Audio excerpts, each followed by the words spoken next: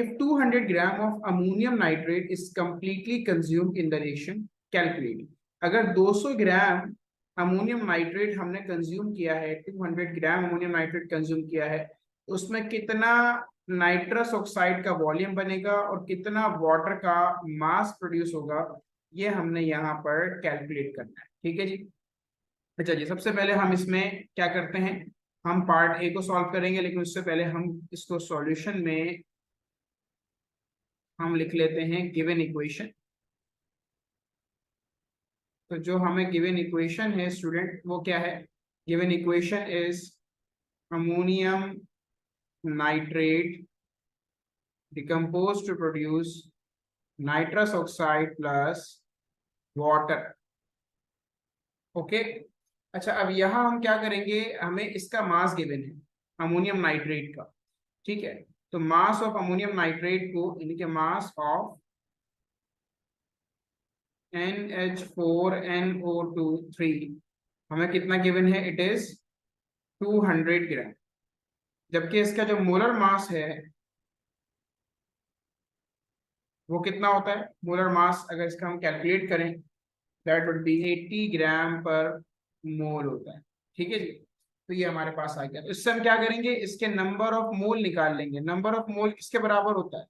Number of मोल बराबर होता है मास ओवर मोलर मास के, राइट। अच्छा, तो मास कितना है स्टूडेंट्स? मास है हमारे पास, इट इज 200, और मोलर मास कितना है? मोलर मास हमारे पास 80 है। तो जब हम इसको सॉल्व करेंगे तो हमें इससे नंबर ऑफ मोल मिल जाएंगे, and that would be 2.5 moles. ठीक है जी, 2.5 मोल्स।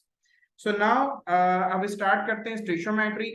देखिए, इस इक्वेशन को फर्स्ट ऑफ ऑल आपने देखना है कि ये बैलेंस्ड इक्वेशन है, and this is balanced equation, so we can start part A. Part A में हमें क्या फाइंड आउट करना है? हमें मास ऑफ वाटर कैलकुलेट करना है स्टूडेंट्स। मास ऑफ वाटर कितना प्रोड्यूस हुआ, हमें ये फाइंड आउट करना है। अच्छा, तो इसके लिए हम क्या करेंगे, देखिए 1 मोल, इसका मोल कितना है? 1 मोल 2 मोल प्रोड्यूस कर रहा है, मतलब 1 mole ammonium nitrate producing 2 moles of water. तो हम यहाँ लिखेंगे भाई कि 1 मोल अमोनियम नाइट्रेट साहब ने प्रोड्यूस किए हैं किसके? 2 मोल प्रोड्यूस किए हैं किसके? वाटर। ठीक है, तो 1 mole of ammonium nitrate produce कर रहा है 2 मोल ऑफ वाटर। ओके। अच्छा, अब है इसके कितने मोल्स? 2.5। तो अगर 1 मोल से 2 मोल बन रहे हैं, तो 2.5 मोल से मल्टीप्लाई ऑन बोथ साइड, 2.5 मोल से कितने बनेंगे स्टूडेंट्स? 1 मोल से 2 बन रहे हैं, 2.5 से 2 मल्टीप्लाई बाय 2.5। देखिए, हमने इस 2.5 को जो गिवन वैल्यू थी उसको बोथ साइड मल्टीप्लाई कर दिया। 1 से मल्टीप्लाई किया 2.5 ही रहा, 2 से मल्टीप्लाई किया, तो ये हमारे पास मोल ऑफ वाटर हमारे पास प्रोड्यूस हो रहे हैं। तो मोल्स ऑफ वाटर जो प्रोड्यूस हो रहे हैं, मोल्स ऑफ वाटर प्रोड्यूस्ड, वो हमारे पास कितने आ गए बच्चों? वो आ गए 5 मोल्स। ठीक है।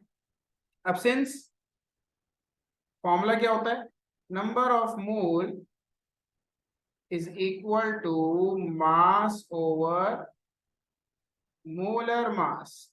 ओके बच्चों, तो नंबर ऑफ मोल हमारे पास कितने हैं? वाटर के 5 हैं। Mass we have to calculate, molar mass water का 18 होता है, ये 18 यहाँ पर डिवाइड हो रहा है, और जब 18 मल्टीप्लाई होगा 5 से, तो हमारे पास जो मास ऑफ वाटर आएगा वो 90 ग्राम आ जाएगा। So this is our right answer for part A. Students, so now part B. Volume हमने फाइंड आउट करना है N2O का STP पर। ठीक है बेटा, तो अब उसके लिए हम सबसे पहले क्या करेंगे, देखिए हमें N2O की बात की जा रही है, तो आप गौर करें, इक्वेशन में आपको नजर आ रहा है कि जितने मोल N2O के हैं उतने ही मोल अमोनियम नाइट्रेट के भी हैं, मोल इक्वल है। इसका मतलब जितने मोल बच्चों अमोनियम नाइट्रेट के हैं ना, कितने?